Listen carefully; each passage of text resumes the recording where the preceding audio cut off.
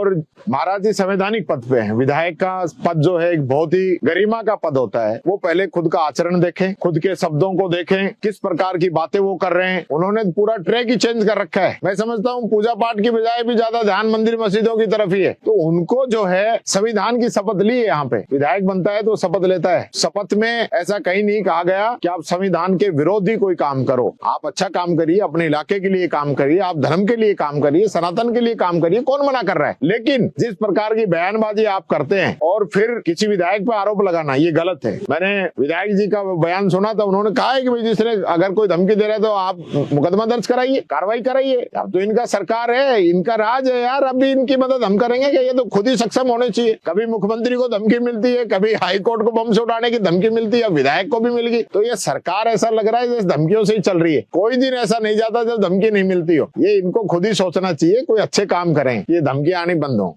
हमारे माननीय सदस्य हाकम अली जी के द्वारा उठाया गया कि 1100 बीघा जमीन जो है 2.5 घंटे के अंदर उसका इंतकाल भी चढ़ा दिया गया, उसकी रजिस्ट्री भी हो गई, सारे काम कर दिए गए। तो ऐसे क्या कारण थे? उसकी पूरी जांच होनी चाहिए। कौन ऐसे लोग हैं जो गौशाला की जमीन को भी लूटना चाहते हैं, बांट के खाना चाहते हैं? उन लोगों पे कार्रवाई होनी चाहिए, उसकी पूरी जांच होनी चाहिए। लेकिन दुर्भाग्य है इस विधानसभा का कि यहाँ नियम प्रक्रियाओं को दरकिनार करते हुए, जहाँ शून्यकाल होता है, जहाँ मंत्रियों को उपस्थित रहना चाहिए, जो विशेष रूप से क्योंकि 295 और स्थगन इसकी सूचना ऑलरेडी आ जाती है। तो जिसके डिपार्टमेंट का अगर स्थगन लगा हुआ है, जिसके डिपार्टमेंट का 295 लगा हुआ है, उसको तो कम से कम वहां मौजूद रह के सुनना चाहिए और हर संभव उस पर जवाब देना चाहिए। लेकिन ये तो एक परिपाटी बना रखी है, चुप रहो, जवाब ही नहीं देना है। न पर्ची पे जवाब देंगे, न स्थगन पे जवाब देंगे। 295 पे तो चलो नियमों में नहीं है, लेकिन फिर भी अगर कोई मंत्री जवाब देना चाहे तो दे सकता है। अब तो इनको चिंता है कि भाई नेता प्रतिपक्ष पूछे ही नहीं। मुख्यमंत्री को भी यही चिंता है, मंत्रियों को भी यही है। अब आज तो एक एमएलए भी कह रहा था